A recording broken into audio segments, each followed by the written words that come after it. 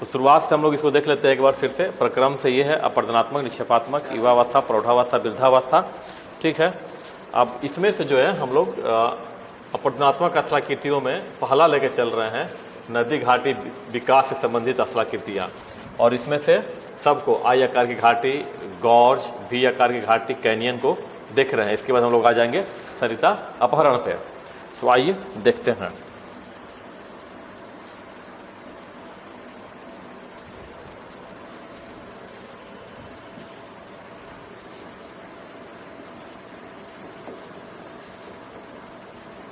नदी घाटी विकास से संबंधित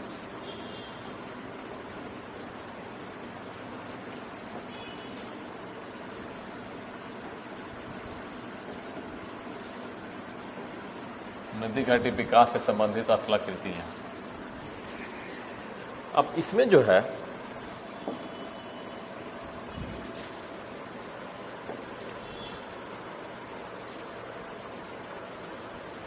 मैं पहले बता भी चुका हूं कि ये युवावस्था से भी संबंधित है, विकास से संबंधित अस्थलाकृति हैं।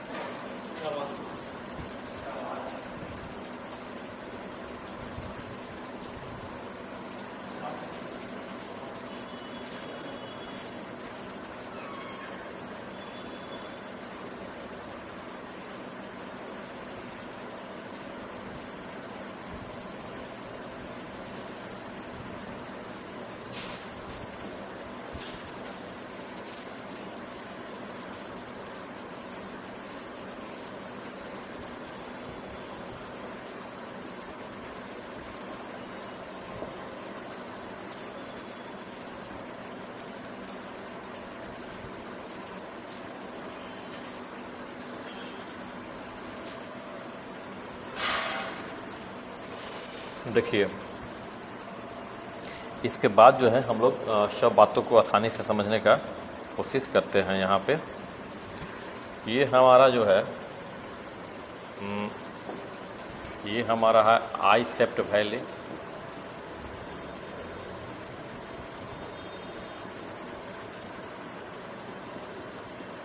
आई सेप्ट वैली, इसको हम लोग बोलते हैं गॉर्ज।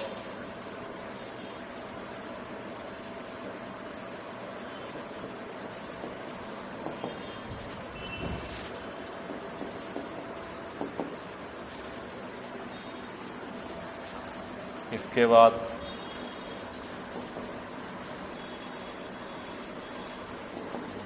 ये है हमारा आई सेप्ट वैली गॉर्ज, ये है वी सेप्ट वैली, वी सेप्ट वैली। और ये हमारा है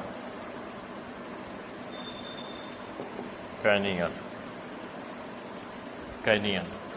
अब ये अंतर है क्या? नदी घाटी विकास की विभिन्न अवस्थाएं हैं, इसको समझना जरूरी है अच्छी तरीके से। यहाँ पर अगर हम बात करें तो यहाँ पर जो कोण बनता है, यहाँ पर ये जो कोण बनेगा, ठीक ना, वो वर्टिकली, और ये हॉरिजॉन्टल लाइन होगा, ये वर्टिकल लाइन होगा, ये हॉरिजॉन्टल और ये वर्टिकल। तो यहाँ पर जो कोण बनता है, कोण जो बनेगा, ठीक है, ये कोण क्या होता है? 90 डिग्री का होता है। अगर मान लेते हैं कि ये थीटा है, ये कोण कितना है? थीटा है, तो ये क्या हो जाएगा? कोण थीटा बराबर हमारा जो है कितना हो जाएगा? 90 डिग्री। इसका मतलब एकदम पैरेलल है, एकदम वर्टिकल है, एकदम सीधा। अगर हम यहाँ से देखेंगे तो एकदम वर्टिकल लाइन, उदग्र लाइन यहाँ पर दिखाई देगी, ठीक है। ये हमारा हो गया, ठीक है।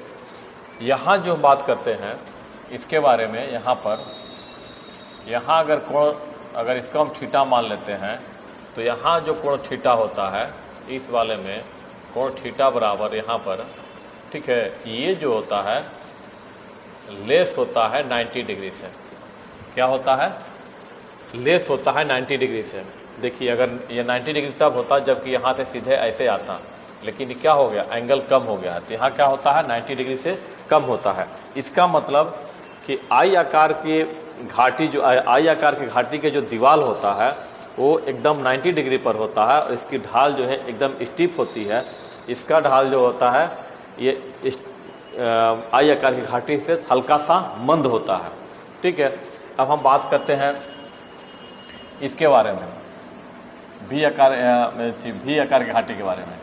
भी आकार की घाटी के बारे में अगर ये थीटा मान लेते हैं और ये मान लेते हैं कि कोण थीटा बराबर कितना होगा, तो ये भी क्या होता है कि 90 डिग्री से, मैक्सिमम 90 डिग्री, तो 90 डिग्री से कम ही होता है, लेकिन ये 90 डिग्री इसकी तुलना में कम होता है। मान लेते हैं कि ये थीटा, अगर थीटा 1 है, ये थीटा 1 है और ये थीटा 2 मान लेते हैं, तो कोण थीटा 1 इज ग्रेटर देन कोण थीटा 2। इसका मतलब कि यहाँ का जो ढाल होता है वो इसकी तुलना में ज़्यादा होता है। हालांकि देखने में आपको नहीं लग रहा होगा, देखने में भी है, थोड़ा सा हमारा पता नहीं चला, लेकिन देखने में भी है। यहाँ पे क्या होता है? ढाल अधिक होता है, यहाँ पर ढाल अधिक होता है, यहाँ पर ढाल कम होता है, ठीक है। ठीक है, थोड़ा सा और इसको मैं ढाल और कम कर देता हूँ, क्योंकि आपको कहीं कोई देखने में कोई कंफ्यूजन इस प्रकार से ना महसूस हो। ढाल को चूँकि थोड़ा सा क्लियर दिखाई पड़े, क्योंकि मैं समझ सकता हूँ आप लोगों को लग सकता है इस प्रकार से। आप देखिए, अब आप लोगों को लग रहा होगा। तो यहाँ पे अगर हम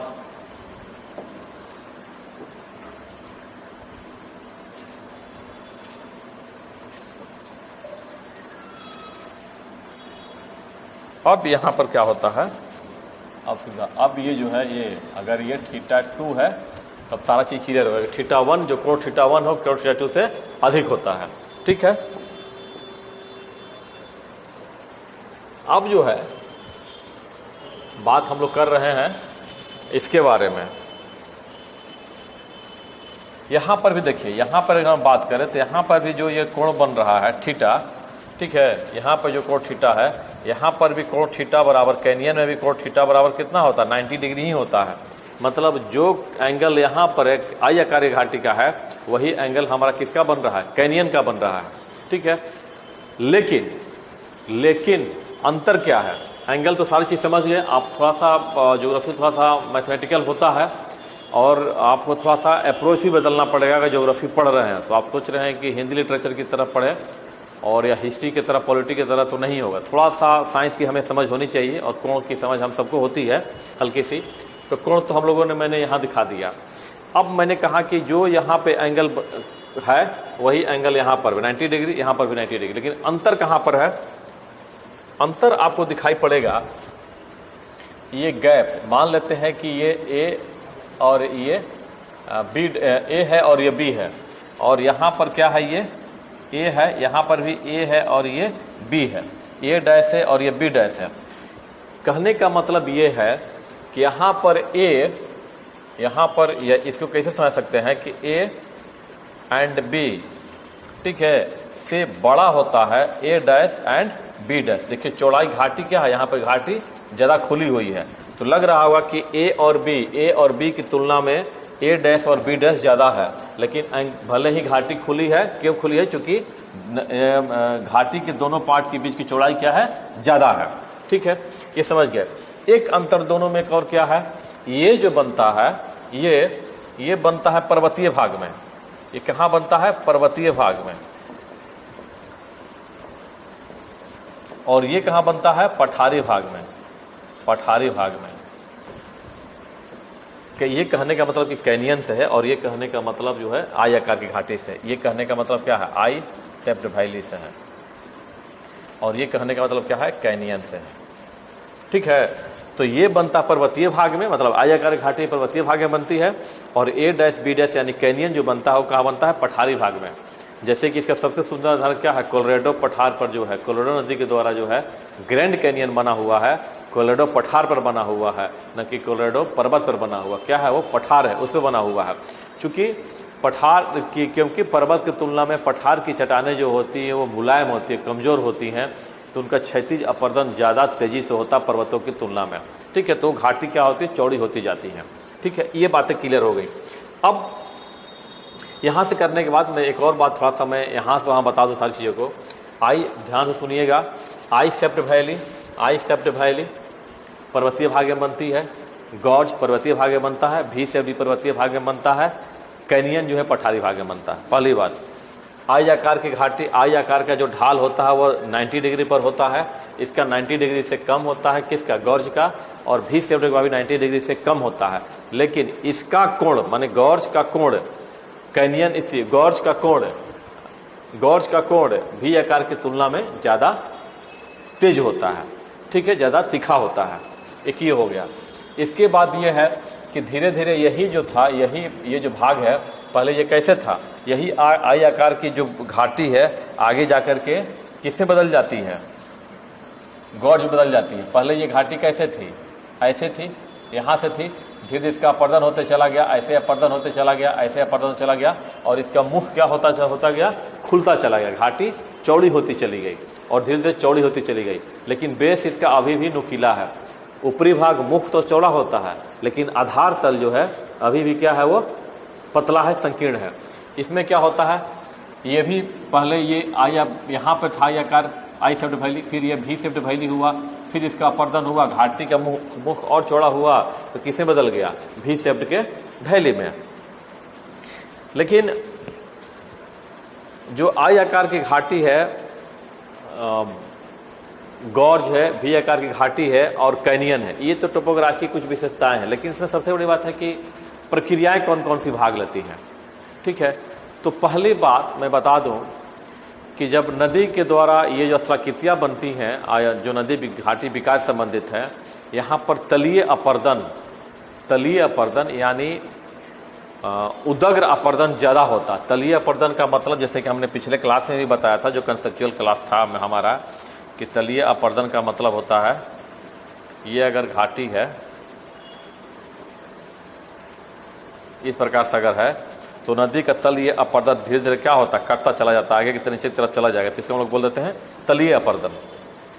ठीक है, तो इन सब के स्थलाकृतियों के निर्माण में तलीय अपर्दन का महत्वपूर्ण योगदान होता है। लेकिन इसका मतलब ये नहीं है कि क्षैतिज अपर्दन पूरी तरह से गायब रहता है। क्षैतिज अपर्दन नगण्य होता है, तभी तो घाटी क्या होता है, खुलती है। घाटी क्या धीरे धीरे खुलती है। ठीक है, लेकिन तलीय अपर्दन सर्वप्रमुख होता है, क्षैतिज अपर्दन नगण्य होता है। हालांकि क्षैतिज अपर्दन के बारे में कहा था कि युवा अवस्था में क्षैतिज अपर्दन नहीं होता है, तो हम भी उन्हीं बातों को लिखेंगे। लेकिन सच्चाई यही है कि क्षैतिज अपर्दन पूरी तरह से अक्रियाशील नहीं रहता है। लेकिन ये घाटी खुलता कैसे है, जब नदी उत्पत्ति के बाद जब आगे की तरफ बढ़ती है अपने मार्ग में, तो वही आई शेप्ड का वैली जो है आई आकार रहता है शुरुआती दिनों में। ठीक है, वो बलयावस्था का, नदी के बलयावस्था का द्योतक होता है। जब ही वो भी आकार की घाटी में गॉर्ज में बदलता है, तो कहा जाता है कि नदी जो है उत्तर युवावस्था में आ गई, मतलब कि बलयावस्था से उत्तर युवावस्था में पहुंच गई। तो वो कब होता है? जब नदी पर्वतीय भाग से थोड़ा सा नीचे की तरफ, आगे की तरफ बढ़ती है।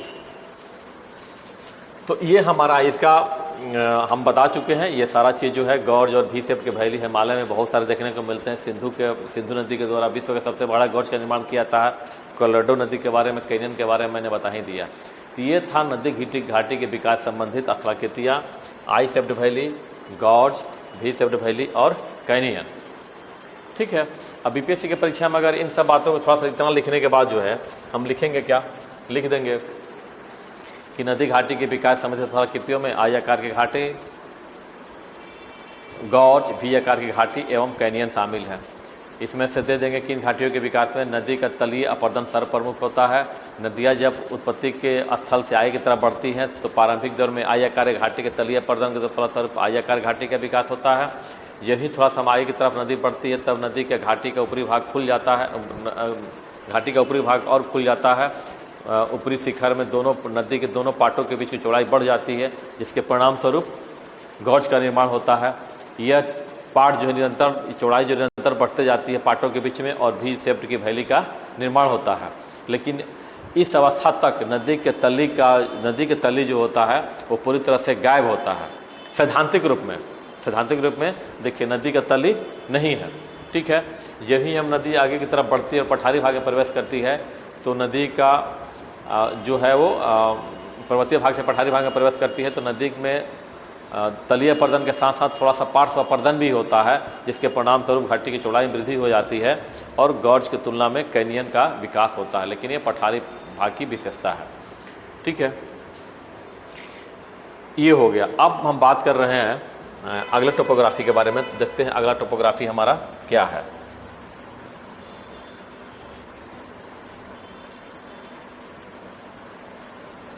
सरिता अपहरण। तो अगला जो है हम लोग बात कर रहे हैं सरिता अपहरण के बारे में।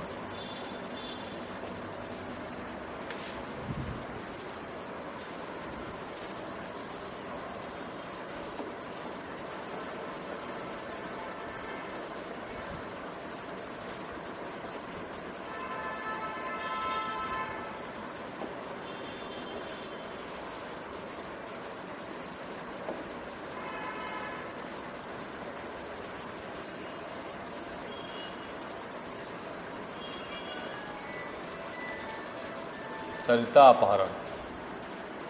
ठीक है, रिवर कैप्चरिंग। सरिता अपहरण को समझने के लिए कोई भी टोपोग्राफी बिना मानचित्र बनाए हुए क्लियर नहीं हो सकता है।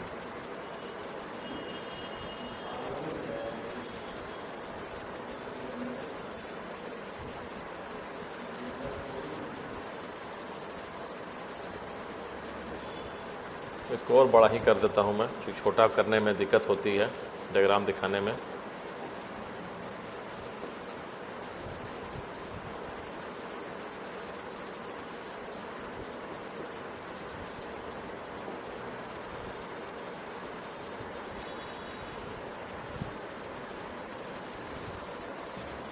ये हमारा हो गया, इसको हम लोग बोल देते हैं वाटर डिवाइडर, जल विभाजक।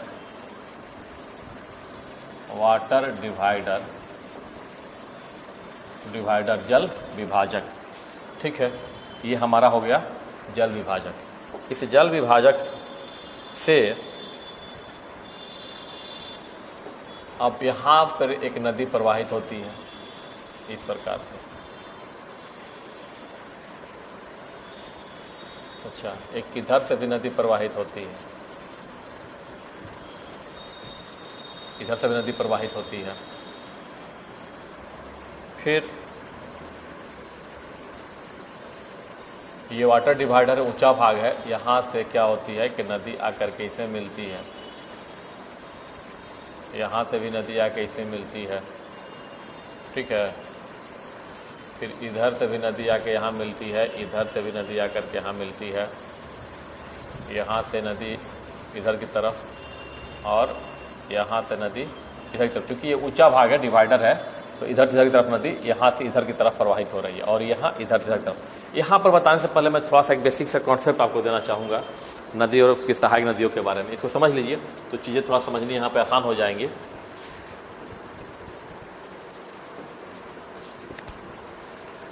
जो मेन रिवर होती है, मेन रिवर, इसका हिंदी तो मैं नहीं बता पाऊंगा, ठीक है, उस मेन रिवर को हम लोग बोल देते हैं, मुख्य नदी को, उसको हम लोग बोल देते हैं कॉन्सिक्वेंट रिवर।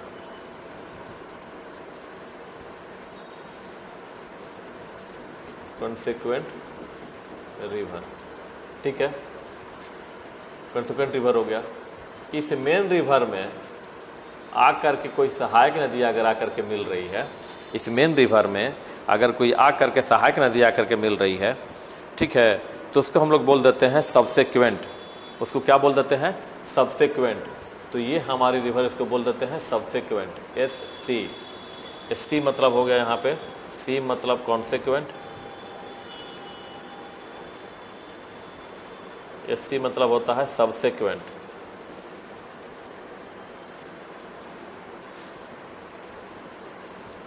हाँ, सबसेक्वेंट, ठीक है।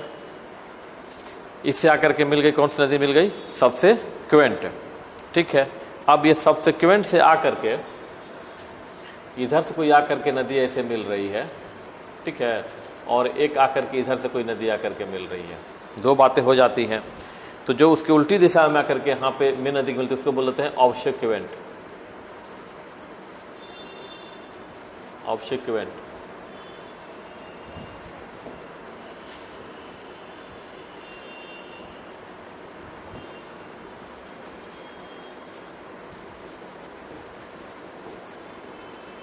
ऑब्सेक्वेंट, ये हमारा हो गया ऑब्सेक्वेंट। ये भी हमारा क्या हो गया? सबसेक्वेंट, ठीक है। इधर अगर कोई नदी अगर अपोजिट दिशा में, मेन रिवर के अपोजिट दिशा में कोई आकर मिल रही है, उसको भी हम लोग क्या बोल देते हैं? ऑब्सेक्वेंट, ठीक है। और वह रिवर जो मुख्य नदी कॉन्सिक्वेंट के ही समानांतर उसी की दिशा में अगर प्रवाहित हो रही है तो उसको हम लोग बोल देते हैं सब कॉन्सिक्वेंट, उसको हम लोग बोल देते हैं सब कॉन्सिक्वेंट, उसको हम लोग बोल देते हैं सब कॉन्सिक्वेंट, सब कॉन्सिक्वेंट। क्या हो गया ये यदि क्या हो गई? सब कॉन्सिक्वेंट,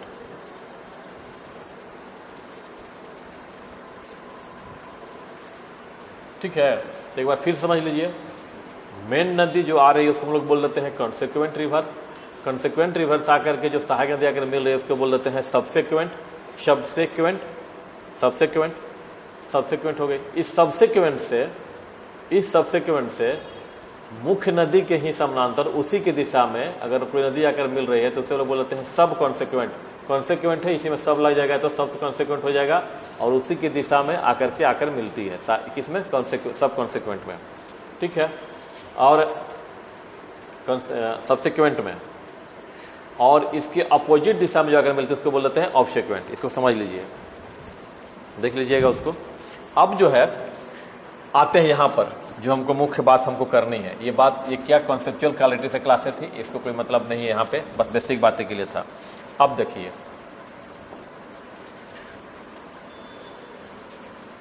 ये सारी चीजें हो गई। अब मैं बातों को जो बताना चाह रहा था कि वाटर डिवाइडर हो गया, ये जो है ये मुख्य नदी, इसको हम लोग बोल देते हैं कॉन्सिक्वेंट रिवर। ये हमारी हो गई कॉन्सिक्वेंट,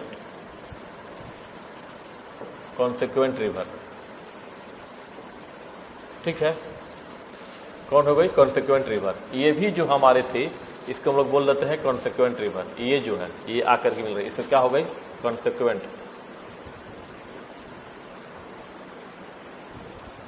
कॉन्सिक्वेंट रिवर, ठीक है, कॉन्सिक्वेंट रिवर।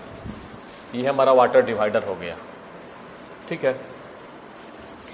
अब इससे आकर के कौन सी नदी आकर के मिल रही हैं? इससे आकर के सहायक नदी आकर के मिल रही हैं। और ये सहायक नदी आकर के जब मिल रही हैं तो इन सहायक नदियों को हम लोग बोल देते हैं,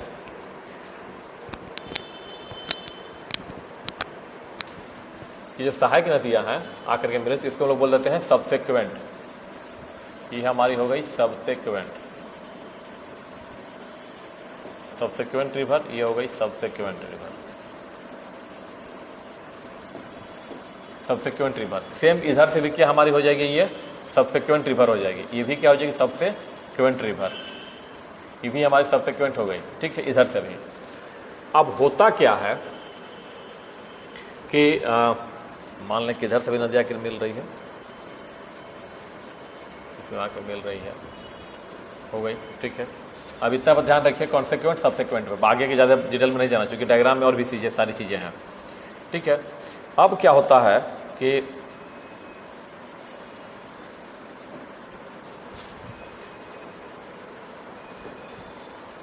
अब इसको यहाँ समझने की कोशिश कीजिए, इस यहाँ पर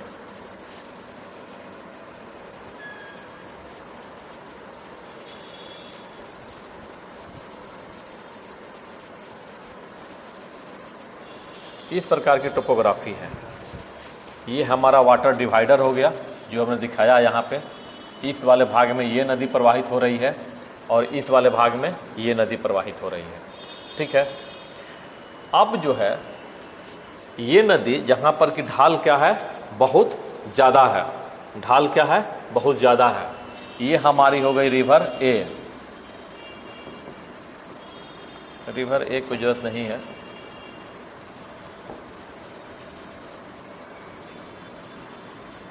ठीक है। अब ये दोनों नदी जो है ये मोर एक्टिव है, ये भी क्या है, मोर एक्टिव है और ये भी मोर एक्टिव है। ठीक है, ये नदी क्या है, मोर एक्टिव। ये नदी जो है मोर एक्टिव है, मोर एक्टिव, और ये नदी भी क्या है, मोर एक्टिव है। ठीक है, अब ये नदी जो है, जो इसके तरफ आ रही है, इसकी तरफ नदी आ रही है, ये क्या है, ये लेस एक्टिव है। क्या है, चूंकि इसकी ढाल क्या है, कम है, ये क्या हो गई, लेस एक्टिव है। और ये इधर की तरफ जो नदी आ रही है इसकी ढाल क्या है, अधिक है, तो ये क्या हो जाएगी, ये भी नदी क्या हो जाएगी, मोर एक्टिव हो जाएगी।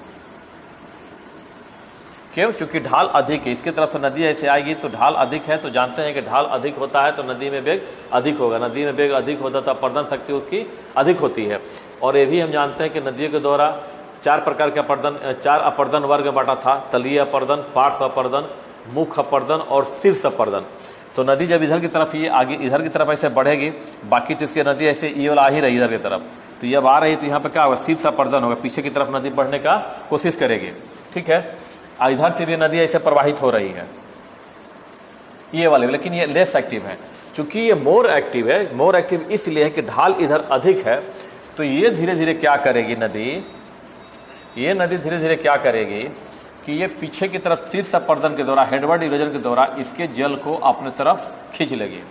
क्या करेगी, इसके जल को, ये जो नदी है जो लेस एक्टिव है, जो ये रिवर है, इसको मान लेते हैं कि रिवर ए है, ये रिवर बी है और रिवर ए है, ये रिवर ए। तो रिवर बी के सहायक नदी को, रिवर बी के सहायक नदी को रिवर ए की सहायक नदी क्या करेगी, अपने तरफ स्थानांतरित कर लेगी। जब इसके जल को इधर की तरफ स्थानांतरित कर देती है तो इसी को हम लोग बोल देते हैं सरिता अपहरण।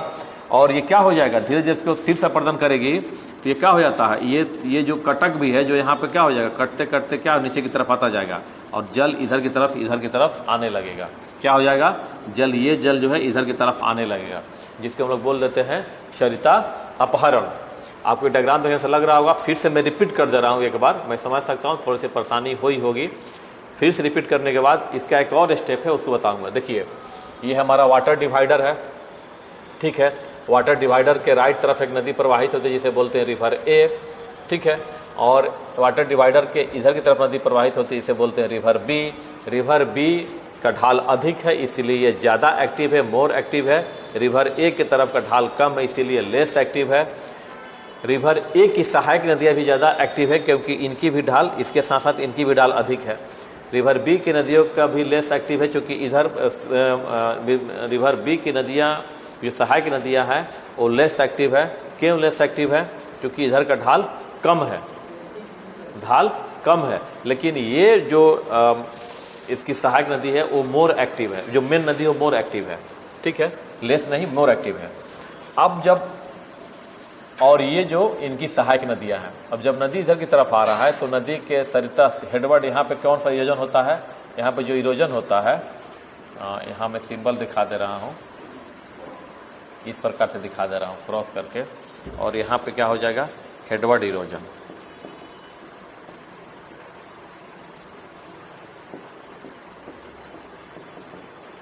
हेडवर्ड इरोजन हो गया, ठीक है। यहाँ पे हेडवर्ड इरोजन हो रहा है, और हेडवर्ड इरोजन जहाँ पर होता है, headward erosion river capturing takes place, river अपरदन की प्रक्रियाएं संपन्न हो जाती हैं। अब इसके बाद को हम बात कर रहे हैं, इसको मैं डिलीट करूंगा, इसको मैं नेक्स्ट स्लाइड पर नहीं ले जाऊंगा क्योंकि समझने में आपको दिक्कत होगी।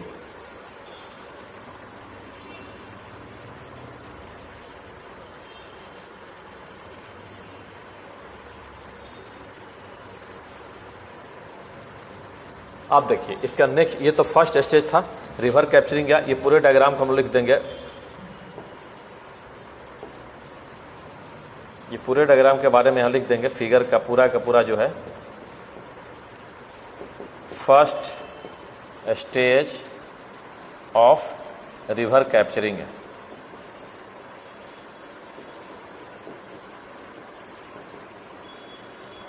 Of river capturing. अब आते हैं second stage of river capturing पे।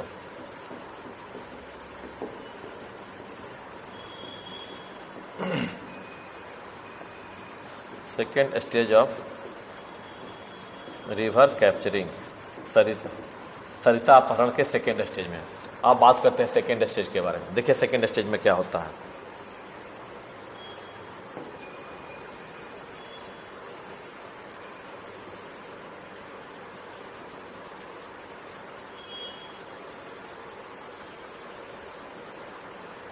ये हमारा हो गया वाटर डिवाइडर, जैसे हम बात कर रहे थे।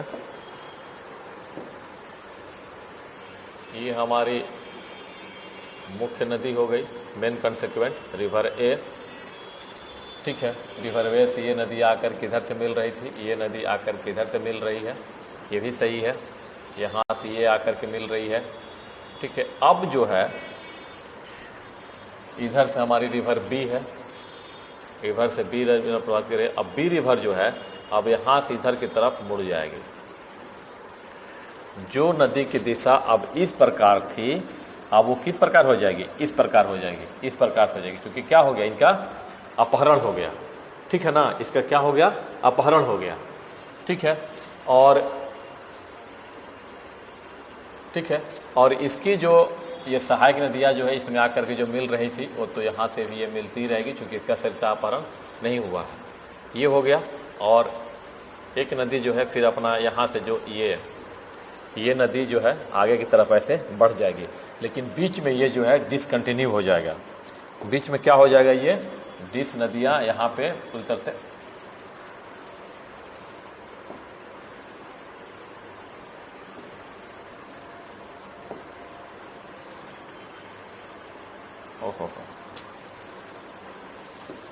ये नदी यहाँ पे क्या हो जाएगी, ऐसे डिसकंटिन्यू हो जाएगी, डिसकंटिन्यू हो गई, ठीक है। अब जो है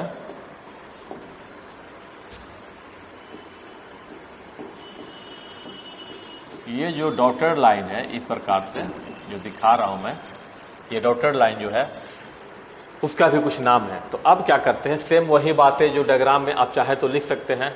रिवर ए, रिवर बी, रिवर ए, रिवर बी, ये भी मोर एक्टिव है, ये भी मोर एक्टिव है, लेकिन ये क्या है, मोर एक्टिव है। सहायक भी, ये भी मोर एक्टिव थी, लेकिन इसकी सहायक नदी ये क्या लेस एक्टिव, एक लेस एक्टिव थी जिसका क्या अपहरण हो चुका है, ठीक है। ये वाटर डिवाइडर है, सारी चीज़ है। अब डिफरेंट ये सब जो घटना है, अब जो टोपोग्राफी बन रहा है उसके बारे में हम लिखते हैं, ठीक है। अब इसमें ये जो है जहाँ पर ये घटना घटती है, उस घटना जो घटना होती है उसका नाम जो होता है अलग होता है। ये जो होता है उसको हम लोग बोल देते हैं कैप्चर्ड रिवर। पूरी की पूरी रिवर ये है, इसको हम लोग क्या बोल देते हैं, कैप्चर्ड रिवर।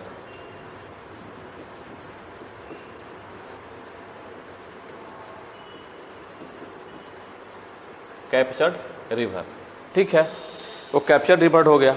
इसको हम लोग बोलते हैं, ये जो बीच में यहाँ पे कोई नदी का प्रवाह नहीं है, इसको हम लोग बोल देते हैं मिसफिट वैली। इसको बोलते हैं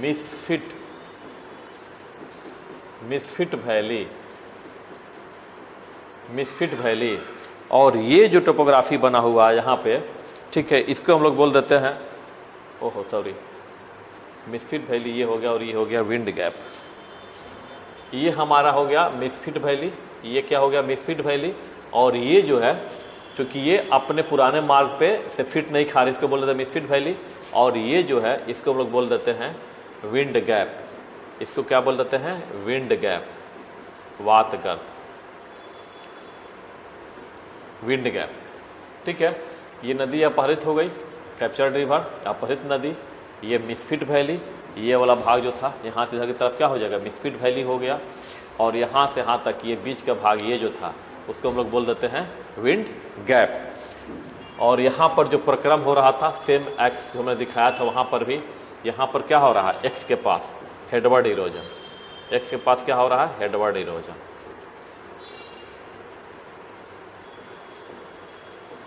क्या हो रहा है, हेडवर्ड इरोजन,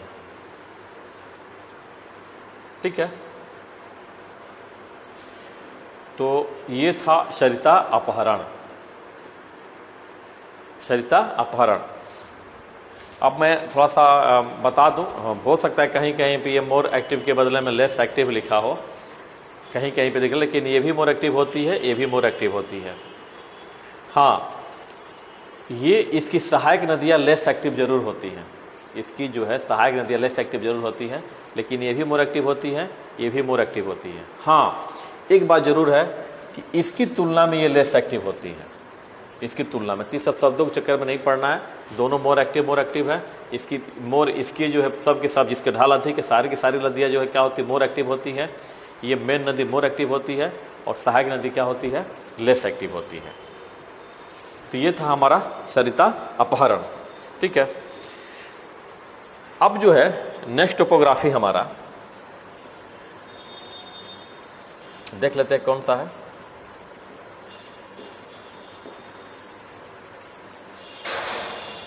तो नेक्स्ट टोपोग्राफी हमारा जो है जलप्रपात एवं क्षिप्रिका है, जलप्रपात एवं क्षिप्रिका। तो आइए देखते हैं जलप्रपात एवं क्षिप्रिका को।